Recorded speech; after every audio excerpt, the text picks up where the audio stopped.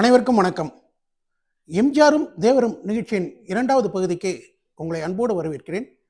இந்த நிகழ்ச்சிக்கு தொடர்ந்து ஆதரவு அளித்து வரும் நல்ல உள்ளங்களுக்கு இந்த நேரத்தில் என் இதயம் கனிந்த நன்றியை தெரிவித்துக் கொள்கிறேன். மக்கள் தலைவர் எம்ஜிஆருக்கும் தேவருக்கும் உண்டான நட்பு எப்படி அப்படிங்கிறத நேற்று நம்ம பார்த்தோம். சாலிவாகனன் படத்தில் பட்டிங்கிற கேரக்டரில் தேவர் நடிக்கிறாரு. மக்கள் தலைவர் எம்ஜிஆர் விக்ரமாதித்தனா நடிக்கிறாரு.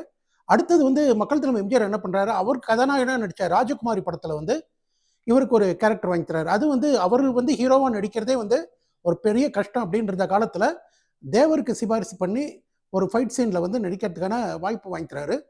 தொடர்ந்து தேவர் பல படங்கள்ல சின்ன சின்ன வேஷங்கள் நடிச்சிட்டு இருக்காரு. காரைக்கால் அம்மையார், யார் ஜம்புலிங்கம், இப்படி நிறைய படங்கள் அவர் சின்ன சின்ன வேஷங்கள்ல நடிக்கிறாரு. எம்ஜிஆர் அவருடைய பங்குக்கு படங்கள்ல அவருக்கு வாய்ப்பு வாங்கி தராரு. கையில கொஞ்சம் பணம் சேர்ந்த உடனே இவருக்கு என்ன தோணுது அப்படின்னா, தேவருக்கு சொந்தமாக படம் எடுத்தா என்ன அப்படின்னு தோணுது. ஃபர்ஸ்ட் அதுக்கு முன்னால் அவர் என்ன பண்ணுறாரு அப்படின்னா, சாண்டோ சோடா கம்பெனின்னு ஒரு சோடா கம்பெனி ஆரம்பிக்கிறாரு. பால் வியாபாரம் பண்ணுறாரு. பணம் இன்னும் நிறைய சேர ஆரம்பிச்சிடுது. ஸோ படம் எடுத்தா என்ன அப்படிங்கிற எண்ணம். உடனே என்ன பண்ணுறாரு, எஸ்ஏ நடராஜன் அப்படின்னு ஒரு நடிகர் இருக்கார். அவருடைய டைரக்ஷன், அவருடைய ப்ரொடக்ஷனில் இவரும் கோ ப்ரொடியூசராக சேர்ந்து நல்ல தங்கை அப்படின்னு ஒரு படத்தை 1955 எடுக்கிறாரு. அந்த படம் பார்த்தீங்கன்னா எம்என் நம்பியார் தான் ஹீரோ. ஆனால் இவங்க எதிர்பார்த்த அளவுக்கு அந்த படம் வெற்றி அடையலை. ஸோ தேவருக்கு என்னாச்சுன்னா, இனிமேல் பார்ட்னர்ஷிப் சேர்ந்து யாரோடையும் படம் பண்ணக்கூடாது, நம்ம தனியாக பண்ணணும், நம்ம ஓன் ப்ரொடக்ஷன் கம்பெனி ஆரம்பிக்கணும் அப்படின்னு பிளான் பண்ணுறாரு. இவரோட இஷ்ட தெய்வம் மருதமலை முருகன். ஸோ கம்பெனிக்கு என்ன பேர் வைக்கலாம் அப்படின்னு யோசிக்கும் போது பார்க்குறாரு. பார்த்தா சரவணா ஃபிலிம்ஸ், மருதமலை ஆண்டவன் ப்ரொடக்ஷன்ஸ்ன்ட்டு முருகன் பேரில் எத்தனை பேர் இருக்கோ அத்தனை பேர்லையும் பார்த்தீங்கன்னா ப்ரொடக்ஷன் கம்பெனி இருக்குது. ஸோ இவரால் முருகன் பேரில் ஒரு கம்பெனியை ரெஜிஸ்டர் பண்ணவே முடியல. அதனால் கடைசியில் என்ன பண்ணுறாரு, தேவர் ஃபிலிம்ஸ் அப்படிங்கிற பேரில் தொடங்குறாரு. 1955ஆம் ஆண்டு தேவர் ஃபிலிம்ஸ் தொடங்கப்படுது. இவங்க சாலிவாகனெல்லாம் நடிக்கும்போதே எம்ஜிஆருக்கும் தேவருக்கும் என்ன ஒரு உடன்பாடு அப்படின்னா, பிற்காலத்தில் எம்ஜிஆர் பெரிய ஹீரோனா அவர் தேவரோட படங்களில் நடிக்கணும், அதே போல் தேவர் ப்ரொடியூசர் ஆனார்னா எம்ஜிஆர் வச்சு படம் எடுக்கணும் அப்படின்னு இவங்களுக்குள்ள ஒரு பேச்சுவார்த்தை ஆரம்ப காலத்தில் போயிட்டுருக்கு. அதுபோலவே 1955 இவர் ப்ரொடக்ஷன் கம்பெனி ஆரம்பிச்சோன்னே மக்கள் தலைவர் எம்ஜிஆர் பார்க்குறாரு. மக்கள் தலைவர் எம்ஜிஆரை ஹீரோவாக புக் பண்ணுறாரு. பானுமதி ஹீரோயின். 1955ஆம் ஆண்டு ஜூலை மாதம் 7ஆம் தேதி தேவர் ஃபிலிம்ஸில் தாய்க்கு பின் தாரம் படத்தோட இது படத்துக்கு பூஜை போடுறாங்க.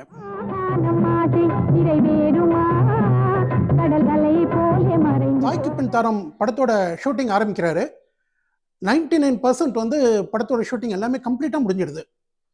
பட் இந்த கடைசி நேரத்தில் தேவருக்கு ஒரு ஐடியா என்ன அப்படின்னா, ஒரு காளையோட மோதக்கூடிய ஒரு சண்டை காட்சி எடுக்கணும் அப்படின்னு பிளான் பண்ணுறாரு. இது இவர் கடைசியாக தான் பிளான் பண்ணுறாரு. ஆரம்பத்தில் கதைப்படி இது கிடையாது.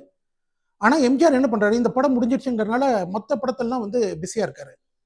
தேவர் என்ன பண்ணுறாரு, இந்த ஒரு ஃபைட் சீன் மட்டும் எடுக்கணும் அப்படின்னு சொல்லி கேட்குறாரு. பட் எம்ஜிஆரால் ஷூட்டில் கலந்துக்க முடியல. இது தேவருக்கு ஒரு சின்ன மன வருத்தத்தை ஏற்படுத்துது. அவர் என்ன பண்ணுறாரு, எம்ஜிஆர் இல்லாமல் கம்ப்ளீட்டாக டூப்பை வச்சே ஒரு ஃபைட் சீனை எடுத்துடுறாரு. எடுத்து படமும் ரிலீஸ் ஆகிடுது. படம் நல்லா ஓடுது. படம் நல்லா ஓடி வசூலை வாரி குவிக்குது. குறிப்பாக அந்த காளை மாட்டு சண்டை ரொம்ப ஃபேமஸாக இருக்குது. உடனே இதை பயன்படுத்தி தேவர் என்ன பண்ணுறாரு, இந்த படத்தை இம்மீடியட்டாக நம்ம தெலுங்கில் டப் பண்ணலாம் அப்படின்னு சொல்லிட்டு தெலுங்கில் டப் பண்ணி ரிலீஸ் பண்ணுறாரு. அங்கேயும் படம் பெரிய அளவில் வெற்றிகரமாக ஓடுது. ஆனால் தெலுங்கில் டப் பண்ணுற விஷயம் எம்ஜிஆருக்கு தெரியாது. இந்த விஷயத்தை கேள்விப்பட்டோன்னே எம்ஜிஆர் என்ன பண்ணுறாரு, அவருக்கு கோவம் வந்துடுது. அவர் ஒரு லாயர் நோட்டீஸ் அனுப்புகிறாரு தேவருக்கு. எப்படி நீங்கள் என்னை கேட்காம இந்த மாதிரி பண்ணலாம், தெலுங்கில் அனுப்பலாம் அப்படின்ட்டு. தேவர் என்ன பண்ணுறாரு, இந்த படத்தில் காளை மாட்டோட மோதிர சீனில் நீங்கள் நடிக்கவே இல்லை. நீங்கள் நடிச்சிருந்தீங்கன்னா படத்தில் வசூல் இன்னும் வாரி குவிச்சிருக்கோம். ஸோ நீங்கள் எனக்கு காம்பன்சேஷன் தரணும்னு அவர் பதிலுக்கு அவர் ஒரு நோட்டீஸ் அனுப்புகிறாரு. இவர் ஒரு நோட்டீஸ், அவர் ஒரு நோட்டீஸ். அதோட 2 பேரும் அந்த விஷயத்தையும் அப்படியே மறந்துடுறாங்க.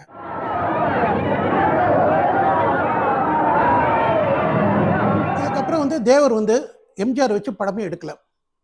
1957 என்ன பண்ணுறாருன்னா, ரஞ்சனை ஹீரோவாக வச்சு நீலமலை திருடன் படத்தை எடுக்கிறாரு.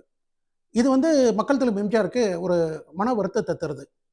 என்ன காரணம் அப்படின்னா, ஆரம்பம் முதலே ஏதோ ஒரு காரணத்தினால ரஞ்சனுக்கு மக்கள் தலைவர் எம்ஜிஆர் பிடிக்காது.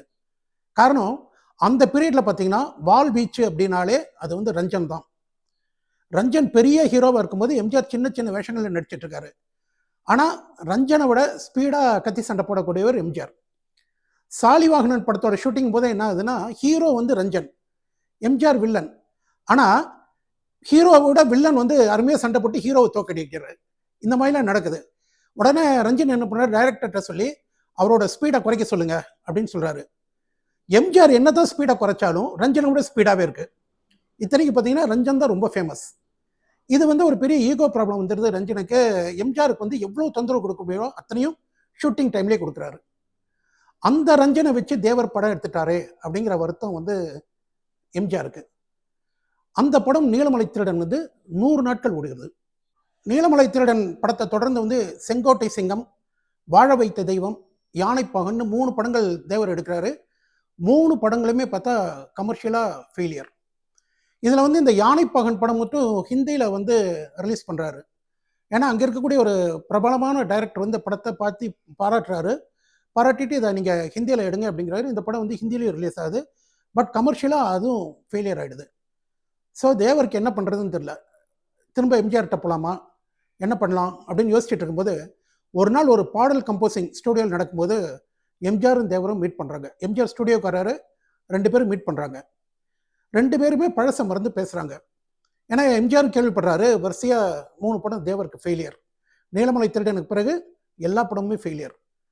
ஸோ இவங்க 2 பேரும் பார்த்து பேசுகிறாங்க. அப்போது எம்ஜிஆர் கேஷுவலாக கேட்குறாரு, அடுத்த படம் யாரை வச்சு எடுக்க போகிறீங்க அப்படின்னு கேட்குறாரு. கேட்டவுடனே தேவர் சொல்கிறாரு, எனக்கு அதான் தெரியல, என்ன பண்ணுறதுன்னு தெரியல அப்படின்னு தயங்குறாரு. உடனே எம்ஜிஆர் சொல்கிறாரு, நான் நடிக்கிறேன், உங்களுக்கு நான் நடித்து தரேன் அப்படிங்கிறாரு. தேவர் இதை கொஞ்சம் கூட எதிர்பார்க்கல. ஏன்னா எம்ஜிஆர் இல்லாமல் 4 படம் எடுத்துட்டாரு. இப்படி பண்ணுறாரு அப்படின்ட்டு அவர் வந்து அவருக்கு ரொம்ப சந்தோஷமாயிடுது. உடனே என்ன பண்ணுறாரு, சரி நம்ம ஆரம்பிக்கலாம் அப்படிங்கிறாரு. அப்போ எம்ஜிஆர் சொல்கிறாரு, நான் தொடர்ந்து உங்களுக்கு படம் பண்ணித்தரேன், ஆனால் ஒரே ஒரு கண்டிஷன் அப்படிங்கிறாரு. அது என்ன கண்டிஷன்?